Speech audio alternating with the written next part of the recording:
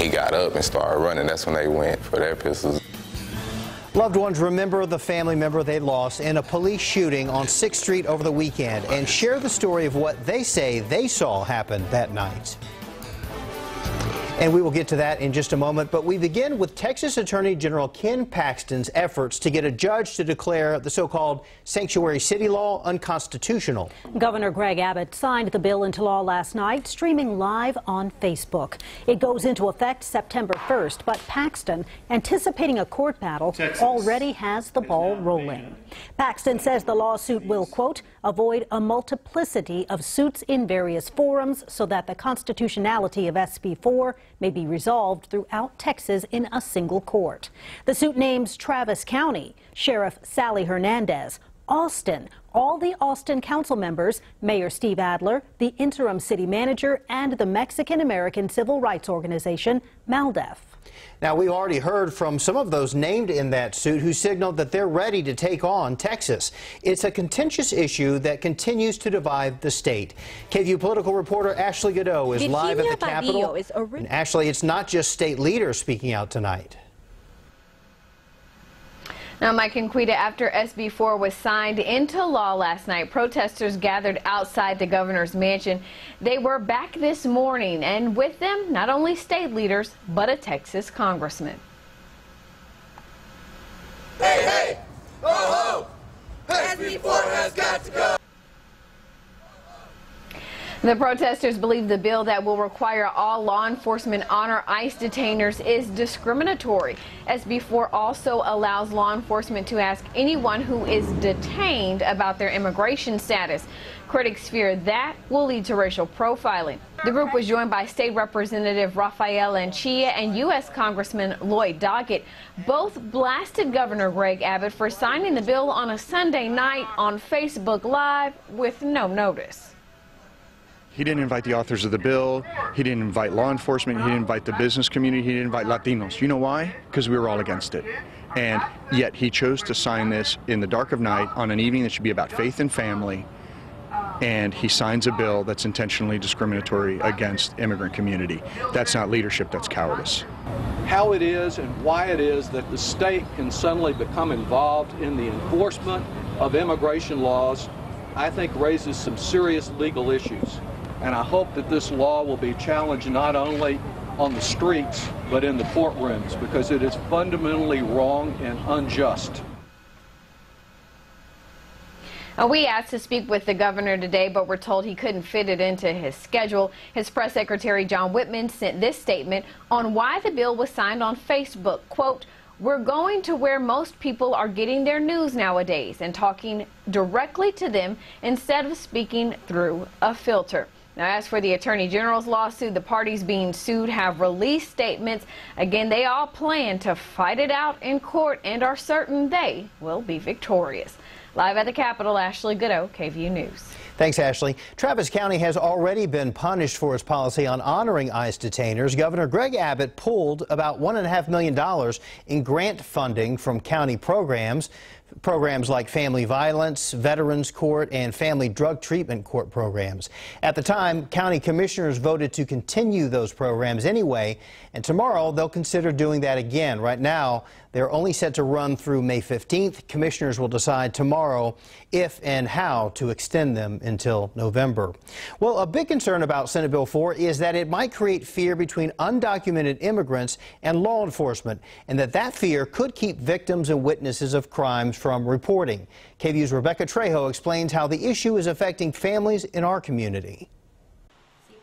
Virginia Badillo is originally from Mexico, has been living in the U.S. for 12 years, runs her own cleaning business, and is undocumented. She says her community feels attacked after the passage of Senate Bill 4 into law.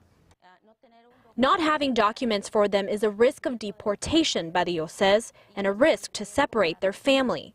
She says this hinders communication between law enforcement and her immigrant community.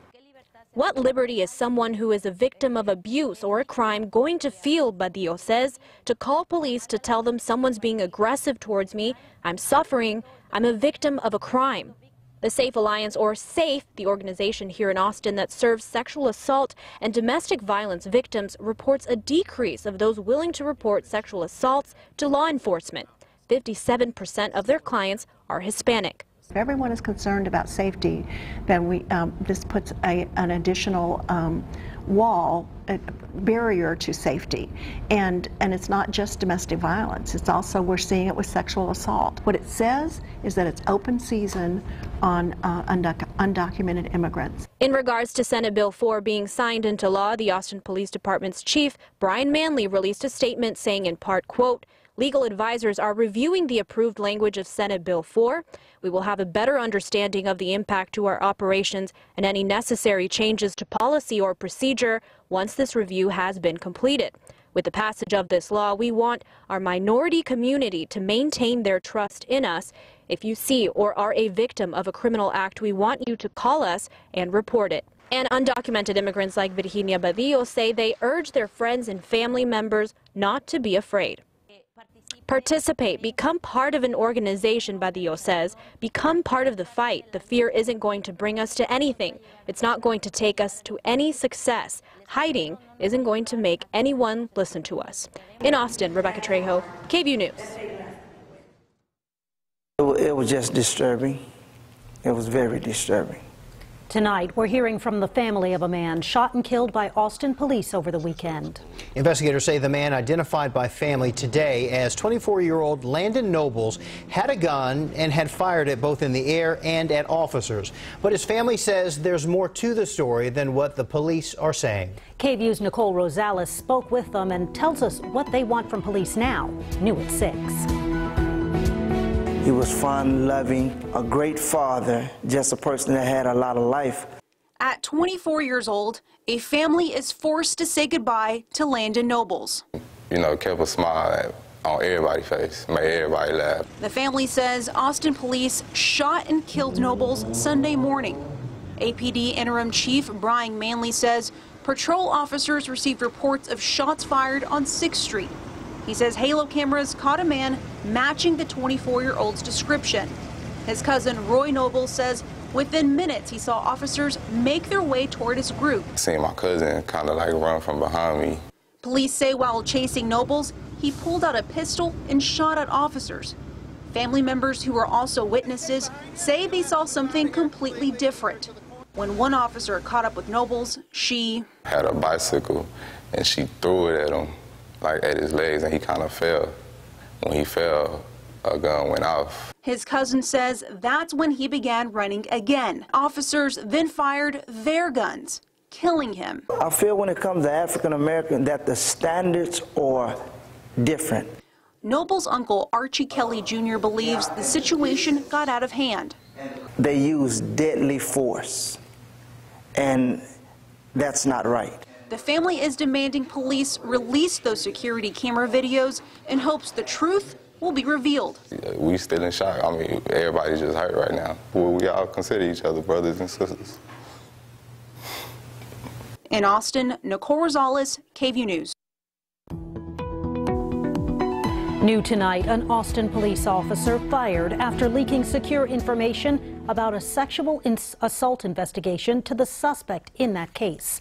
A disciplinary memo from Interim Chief Brian Manley says Officer Carlos Mayfield admitted to accessing records without authorization and then relaying some of the details to the suspect and his mother. The DA's office eventually dropped the compromised sexual assault case and refiled a new assault charge. Let's take a live look outside over Austin now. Camera's shaking a little bit because it is definitely windy, sticky, and humid out there. What a day. Well, Storm Team Chief Meteorologist Albert Ramon joined us now with what we're tracking. And Quita, that warm, humid air mass sticking around until at least Thursday. Thursday night is when our next front will pass through the region. Temperatures right now starting to cool after high temperatures in the mid-80s. We're in the low 80s now in Austin. There's some low 70s back out towards the west in the hill country. And the reason why it has been so muggy the last, 24 to 36 hours is persistent southeasterly wind, which will allow for a cloudy and at times damp night. There'll be a couple of pockets of drizzle overnight. Small and rain chances for Tuesday and Wednesday. A chance of a thunderstorm or two by Thursday. Ahead of that front, we'll show you the slightly cooler temperatures, but more importantly, drier air behind that front coming up in your full forecast. Thanks, Albert.